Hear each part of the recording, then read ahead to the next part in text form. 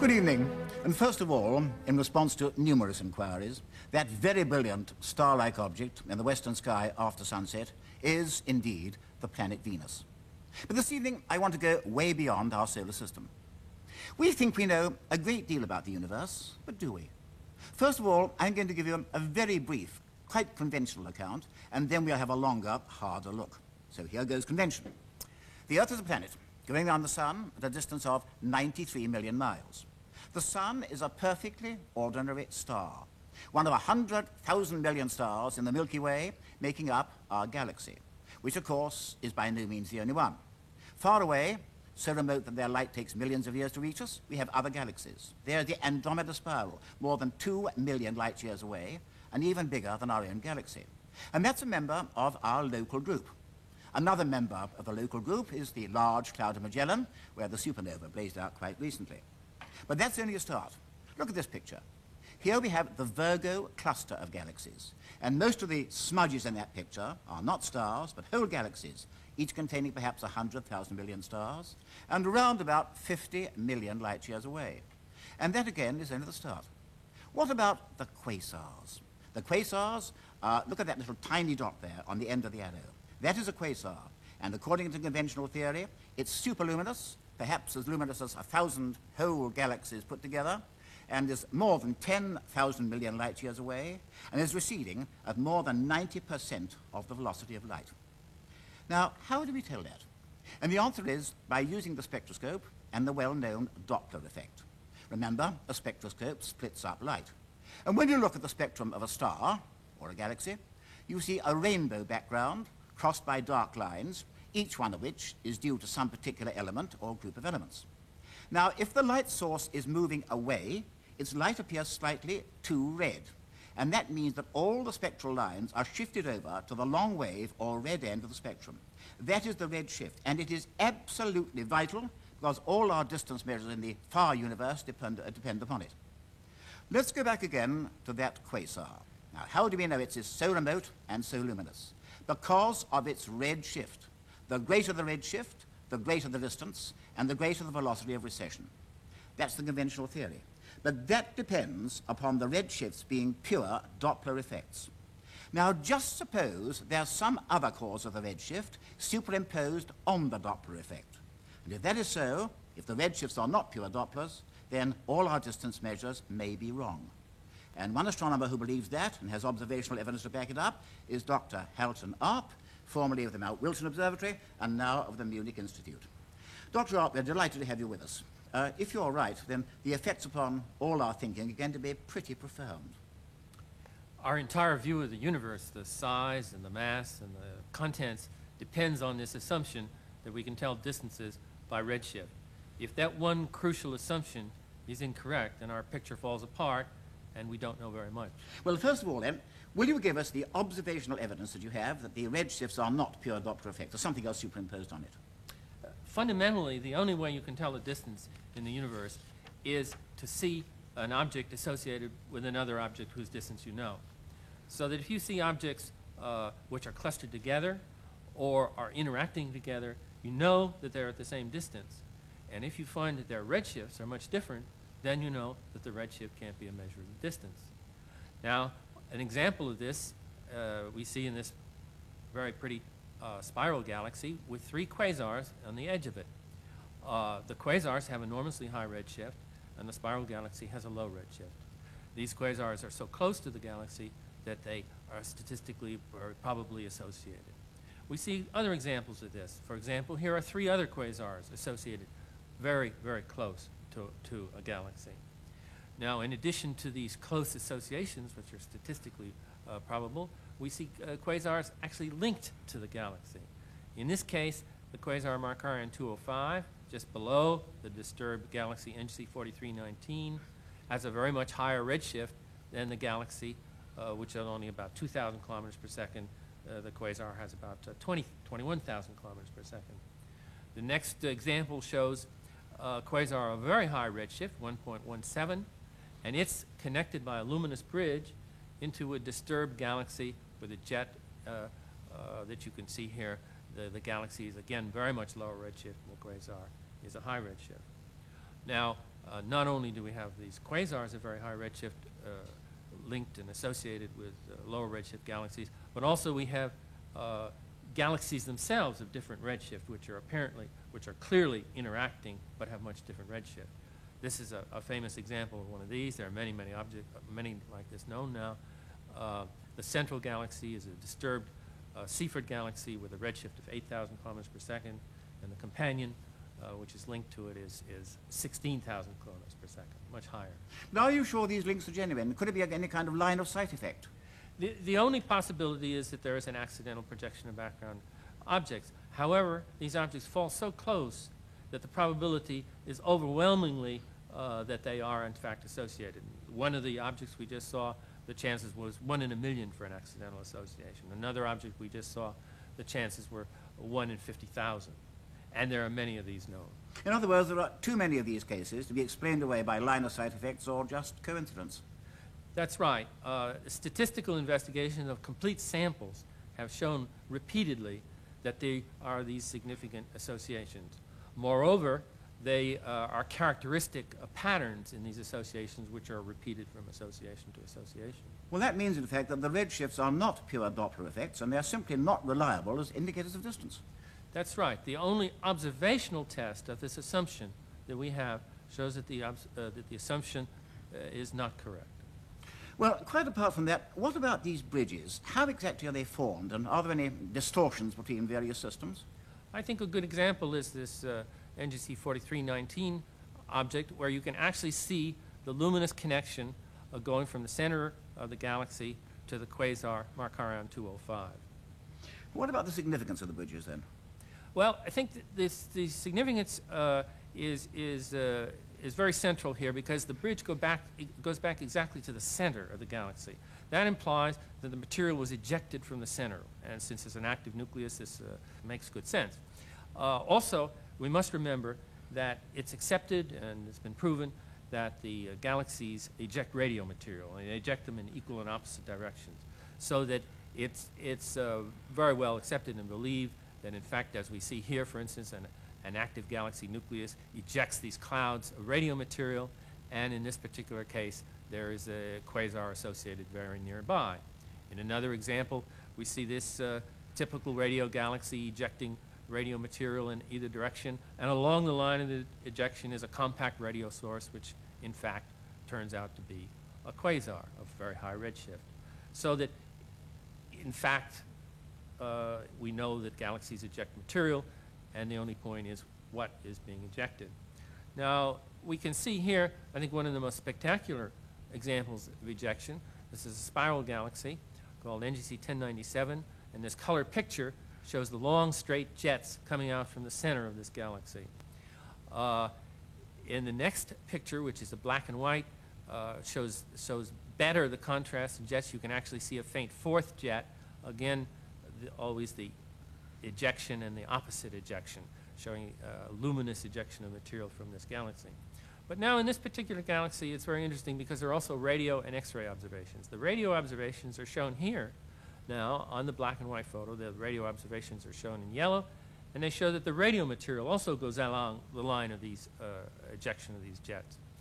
Finally, the X-ray observations are shown in blue. There are clouds of X-ray material around the nucleus of the active galaxy, obviously ejected from the galaxy, and obviously ejected in the direction of these jets, which are shown here in this picture. But now the really very important and impressive point is that in many of these clouds of X-ray materials, there is a point of light which turns out to be a quasar of very high redshift. These are marked by the X's. And these quasars of high redshift, therefore, are linked to the ejection in this galaxy because the radio material, the optical material, and the X-ray material are all ejected with these quasars. What about the remarkable galaxy Messier 82 in the Great Bear? M82 is a very well-known galaxy. It's a very strong radio source. It's a very strong infrared source. It's very disturbed. It's been known for a long time to be ejecting material. You can see it here in the picture. And accidentally, it was discovered that there were 4 quasars very nearby. These 4 quasars are indicated by these open circles, and it's very easy to draw this ejection cone back to the center of the active galaxy, and at the base of the ejection cone you see this little radio cloud. And most important of all, again, if you look at the X-ray observations in this galaxy, you see that the X-ray material is also coming out in this direction of these quasars. Well, if quasars are being shot out from active galaxies, there might even be some in our local group, which is quite a thought. But now, what about galaxies themselves? Are there cases of galaxies which appear quite clearly to be associated and yet have totally different redshifts? There are a large number of cases now where galaxies of quite different redshifts are seen to be interacting together, showing that they're at the same distance despite the fact that they have much different redshifts. A famous example of this, a much discussed example, is Stephan's quintet. Here you see the redder galaxies in the upper part of the picture have large redshifts, 5,700, 6,700 kilometers per second. And the blue galaxy in the lower part of the picture has a low redshift, only 900 kilometers per second. And yet you can see the interaction tail of the low galaxy due to the low galaxy interacting with the higher redshift galaxies. Now, something else is very interesting about this picture, and that is that these kinds of interacting galaxies typically occur in the outskirts, in the regions around big dominant galaxies, SB galaxies like our own M31, that dominate a group. So if you look a little ways away from Stephan's quintet, you in fact see this type of SB galaxy. It's called NGC 7331, and it looks just very similar to M31. Around that galaxy, you see other companions, like Stephan's quintet, essentially the same redshift, 6,700 kilometers per second. They're obviously associated with 7331. It illustrates the kind of groups which make up space, which I think make up space, big dominant galaxies, and companions around them which have the slightly higher redshift and increasingly higher redshift, but are all located in the same region of space. Again, you think there are too many of these to be put down to coincidence? Yes, yes. What about M31 and M81? They're two of our near spirals. This follows the development of this investigation of groups of galaxies through to the most impressive point, I think. The M31 group and the M81 group are the two groups that we know the most about. The M31 group is our local group. We know all the companions in it. The M81 group is the next nearest group. We know all the companions there. This visual shows that the biggest galaxy in each group is the SB, M31, and M81. And now all the rest of the companions, which everyone has always accepted as being companions, have systematically higher redshift. The chance of 21 out of 21 companions being of accidentally all of higher redshift is only 1 in 2 million. But on the Doppler interpretation, we should have as many coming towards us as away from us, plus and minus. Clearly that's not the case, and clearly this is a point which is just inescapable.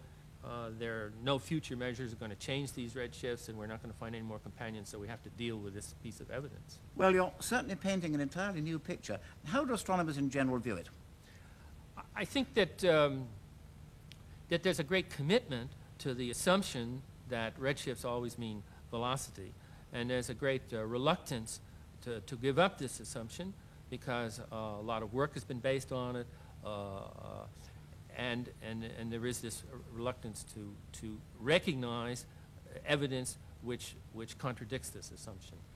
However, if it's true that the redshifts are not always indicative of velocity, and it's continued to be believed that it is, if this assumption is continued to be believed, then we reach a very critical point in the science of extragalactic astronomy. And this is so important that I think that everybody, every person then has to make up his own mind, exercise his own judgment on this matter, and therefore I think it's very important to discuss the facts of the matter as we have here. I'm quite sure you're right there. Well, I'm no cosmologist, as you know. Anything beyond the orbit of Neptune is rather a long way out for me. But if you're right, and there is an extra redshift superimposed on the Doppler effect, what's the cause of this non-velocity redshift? Well, the first point I have to make is that the observations show that the present assumptions are inadequate, so we have to have some other explanation. I think there are a number of explanations which are possible and which different people defend in a very spirited way. That's as it should be. My particular hypothesis, my working hypothesis, my explanation, is that the matter which goes into making up these quasars and these higher redshift galaxies is young matter which has intrinsically high redshift, which is ejected from the galaxy and which decays and evolves as a function of time into more normal lower redshift galaxies. Well, in general, it's generally thought that the high redshift galaxies are a long way away, and the high redshift quasars are the most distant and therefore the most luminous. What you're saying is that instead of being the most luminous, the high redshift quasars are actually the least luminous. That's the most exciting point for me. If the material out of which these newer quasars are formed has low mass, in the sense that the constituent particles, the electrons and the protons, have lower mass, then their redshift will be high. Now, there's a rigorous theory due to Fred Hoyle and Jean Narlikar that the mass of elementary particles, the constituent particles, can evolve with time. My application of that to this situation is that it's the evolution with time of the mass of these particles which causes the initially high redshift to decay and become more normal. In current physics, though, is this kind of creation of matter a possibility? In past years, it has not been a very respectable thing to talk about creation of matter. And that's a little puzzling, really, because it's had a long and honorable history. The brilliant physicist Paul Dirac, more than a generation ago, talked about the creation of matter. Hoyle and Bondi and Gold talked about the creation of matter in connection with the steady state theory. Andrei Sakharov in 1965 suggested the creation of seeds of galaxy creation this way. So it has an honorable history. However, just recently it's become much more respectable because of inflation theory.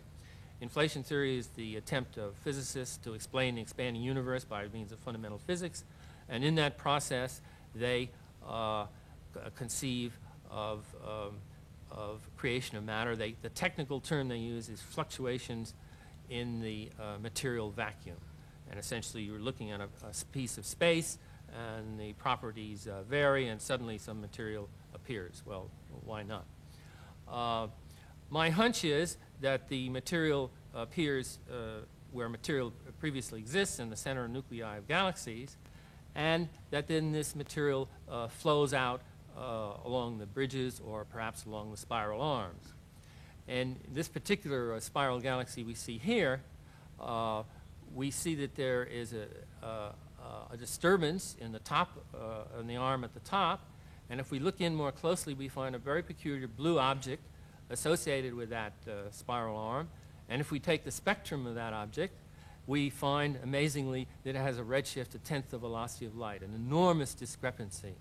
This reminds me of the remark that Sir James Jeans made more than a generation ago when he suggested that spiral galaxies perhaps were the place in our universe where matter was poured in from other universes. Well, that's a kind of cyclic universe. Whether you're right or wrong remains to be seen, but it's a fascinating new picture, and of course it does stand or fall on the observational evidence. You presented a case, and now it's up to people to consider it and see what the evidence is. And I think we're going to have some very exciting developments in the near future. We're delighted to have you with us, and I hope you'll be back with us soon. So for the moment, from Dr. Arp and myself, good night.